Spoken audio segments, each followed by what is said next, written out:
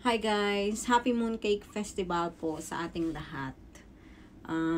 Today is Tuesday at Mooncake Festival dito sa Hong Kong. So, dapat day off namin ngayon at dapat ay palabas ako. Pero, kanina palabas na ako kaya lang, tingnan nyo naman, ang dami kong allergy dito sa aking leg na sobrang kate. Hindi ko alam kung dahil ito sa init or what, bigla na lang siyang lumabas dyan. Dati, nung nakaraan, nung isang araw, ito lang eh. Tapos, bigla na lang siyang parang, kumakalat. Na sobrang kate. Tapos, parang feeling ko, antok na antok ako na hindi ko alam kung dahil dun sa mga gamot na iniinom ko. Dahil nga, iniinuman ko na siya ng gamot. Kasi sobrang kate. At saka dumadami siya, umaakit na siya dito. So, I decided na hindi na ako lumapas. Niligpit ko na ulit yung aking mga gamit kasi talagang feeling ko mati-trigger siya masyado sa sobrang init sa labas kasi sobrang init talaga ngayon.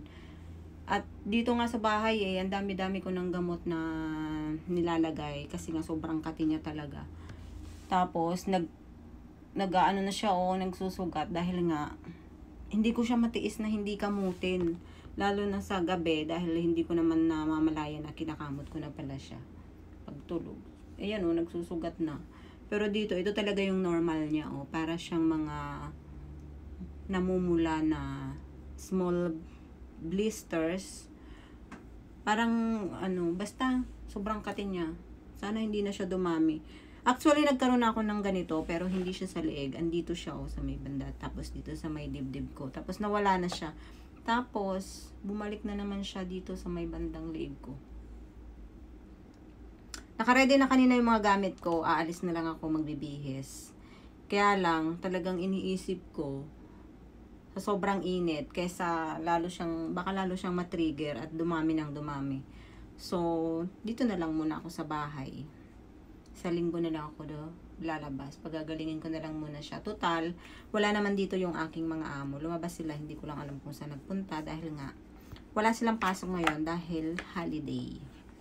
So, yun lang. Paupo-upo na lang ako dito, 'di ba? Nakataas ang paa at ako ay manonood na lang siguro muna. Siguro inaantay na ako ng mga kasama ko doon, pero wala sobrang kati talaga. Hindi ko siya kayang hindi kamutin. Kung ano-ano na lang na gamot ang pinapahid ko siya para lang makontrol ko yung kati. So, yun lang. Ano kayang pwede kong igamot dito? I-comment nyo nga kung ano. Ayan sobrang kati talaga. Ito hindi ito ganito ha. Kaya lang siya nagkaganyan. Parang may mga galos-galos dahil nga kinakamot ko siya. Ay mahaba yung aking kuko. Kaya nagkaganyan.